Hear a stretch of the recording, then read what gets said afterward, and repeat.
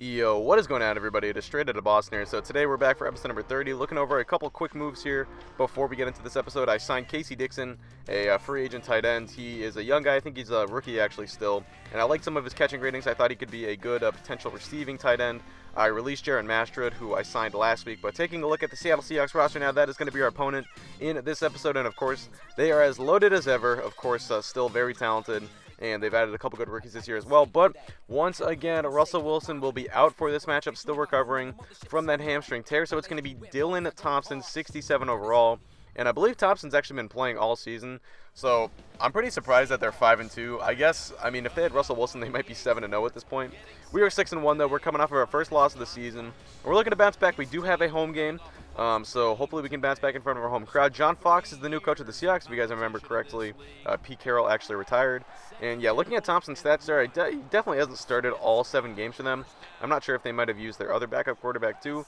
Or I think Wilson, though, if he had a hamstring tear, he must have been out all season so far. But I could be wrong. So either way, now getting into the game, Derek Capers with a big sack there. Now 2nd and 20. Thompson from the 41 looking over the middle. He's got his man. That is going to be good for a 19-yard pickup. That would set up 3rd and short. They would convert. Now later in the same drive, still 3rd and short. Or I should say 3rd and short again. And it's Marshawn. He's actually going to get stuffed in the backfield right there. Good gang tackle by the Rams defense. The call would be holding on the offense. We would decline. So the Rams, or the Seahawks, I should say, would have to settle for a field goal. It's 3-0 now as Blake Wells leads his Rams offense out onto the field. 20 touchdowns so far this season through the first 7 games. And it's Todd Gurley getting involved early here. Gets the first down on his 2nd carry of the afternoon. Now 3rd and 6. Wells looking right side. He's got his man.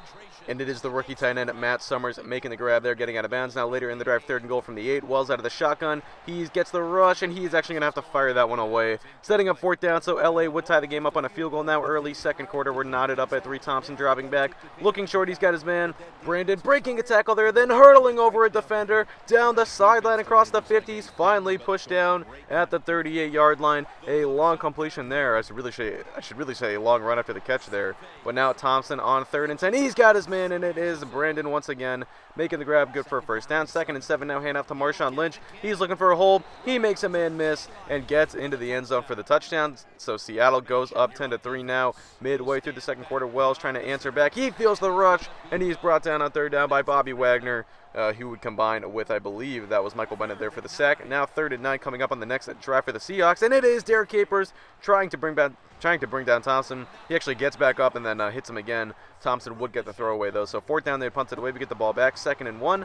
Wells firing right side. He's got his man. It's Matt Summers, who actually drew the pass interference call there. We would decline, however. So the completion would be good, and the drive will continue now from the 33-yard line. 3rd and 5. Wells out of the shotgun. Tons of time. Firing deep. He's got his man. Keenan Allen leaping up and making the grab there on 3rd down. Now later in the same drive, 4th and goal. Wells going forward here, scrambling. He's going to get sacked by the defensive back there, and Wells would be banged up on the play. He is on the ground writhing in pain, but he would be okay. As you can see, he's just kind of rubbing it off there on the sideline. But that turnover on downs would take us into the half, so Seattle has got a 10-3 lead now. Their defense picking up for the lack of offense so far without Russell Wilson, and Blake Wells has been hit a lot. The offensive line has not had a good afternoon. The Seattle pass rush has really gotten it well so far. Bruce Irvin there with a pair of sacks.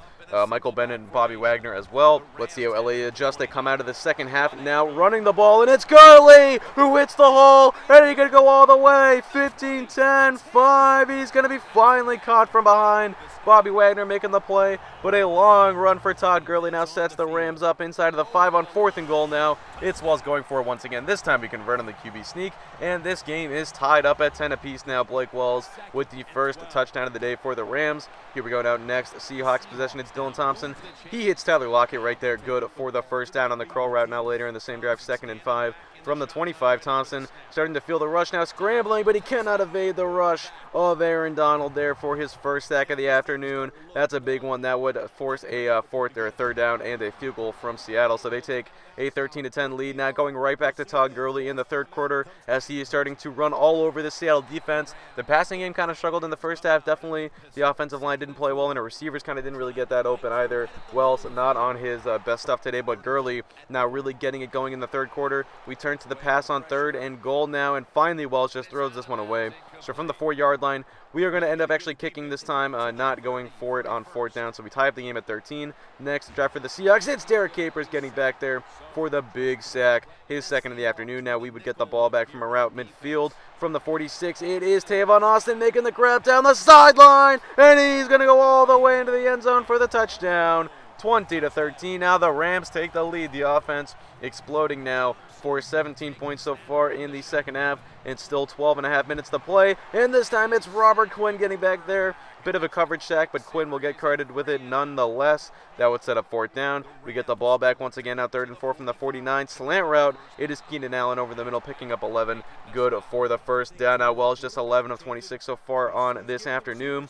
He is going to scramble to the right side now, looking deep. He's got his man, and it is going to be almost intercepted there by Bobby Wagner. They would call the penalty, though. It is going to be roughing the passer on Seattle. A bit of an undisciplined penalty right there. That gives the Rams 15 yards and an automatic 1st down. 2nd and 8 now from the 23. Wells stepping up. He's going to scramble, actually get brought down by Wagner, and once again Wells is shaken up on the play. So is Wagner. He would get up, but Wells staying down now. We turn to Ryan Fitzpatrick on 3rd down. He's looking to throw now, scrambling to the right side. No one open. He's going to take it himself to the goal line. He's finally pushed out of bounds, fumbling the ball in the process. 4th and short now. Wells back into the game, but the Rams commit a false start penalty. That would set up 4th and 6, and we're just going to take the field goal, make it a 2-possession game with 6.5 minutes to play. That's going to be awfully tough for Dylan Thompson to come back from. So maybe a blessing in disguise that we took that false start penalty. Probably would have been a bit of a bad decision to go for it there. Next, Seattle drive. It is Aaron Donald back there, his 2nd sack of the game.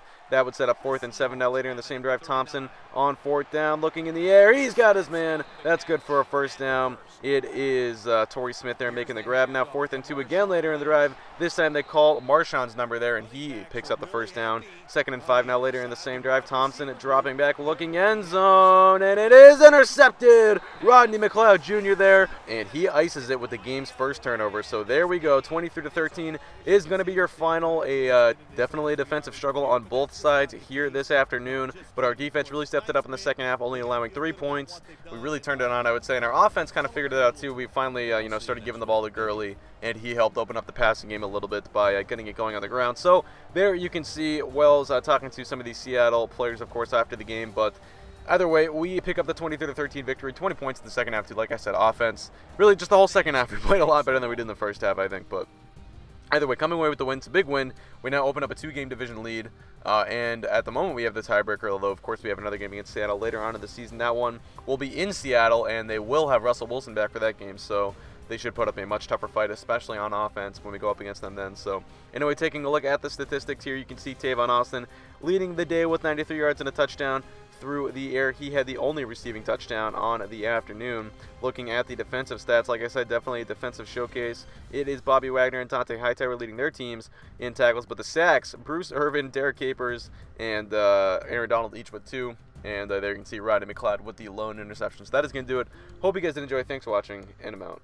Peace.